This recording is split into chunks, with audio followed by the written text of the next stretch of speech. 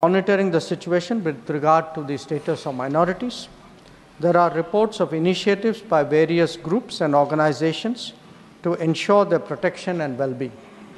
We welcome that, but will naturally remain deeply concerned till law and order is visibly restored. Our border guarding forces have also been instructed to be exceptionally alert in view of this complex situation.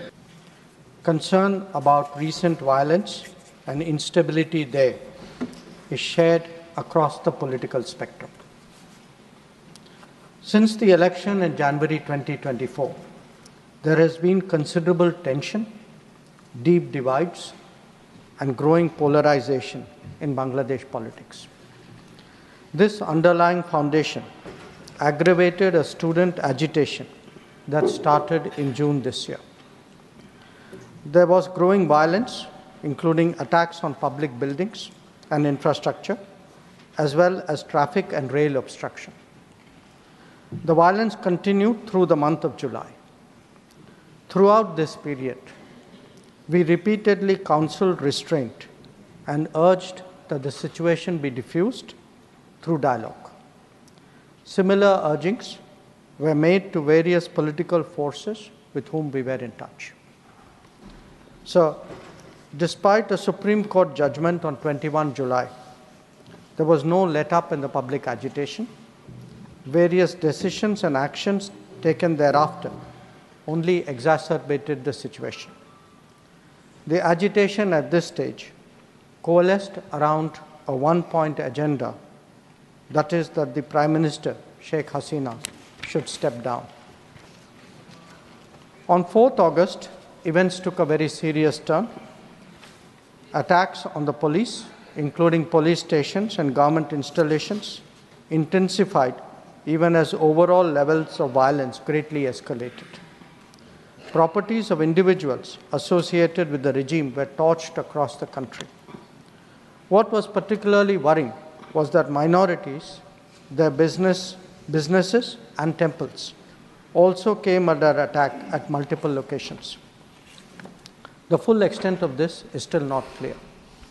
So, on 5th August, demonstrators converged in Dhaka despite the curfew.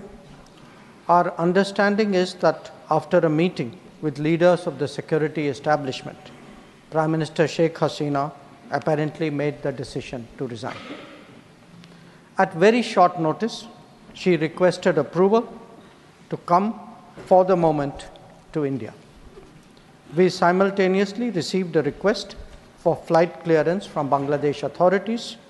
She arrived yesterday evening in Delhi. The situation in Bangladesh, sir, is still evolving. The Army Chief, General Waqar-uz-Zaman, addressed the nation on 5th August. He spoke about assuming responsibility and constituting an interim government. We are in close and continuous touch with the Indian community in Bangladesh through our diplomatic missions. There are an estimated 19,000 Indian nationals there, of which about 9,000 are students. The bulk of the students, however, have already returned to India in the month of July on the advice of the High Commission. In terms of our diplomatic presence, in addition to the High Commission in Dhaka, we have assistant High Commissions in Chittagong, Rajshahi, Khulna, and Sylhet. It is our expectation that the host government will provide the required security protection for these establishments. We look forward to their normal functioning once the situation stabilizes. Chairman, sir, we are also monitoring the situation with regard to the status of minorities. There are reports of initiatives by various groups and organizations to ensure their protection and well-being. We welcome that, but will naturally remain deeply concerned till law and order is visibly restored. Our border guarding forces have also been instructed to be exceptionally alert in view of this complex situation. In the last 24 hours, we have also been in regular touch with the authorities in Dhaka. This is the situation as of now. I seek the understanding and support of the House in regard to sensitive issues regarding an important neighbor on which there has always been strong national consensus. Thank you.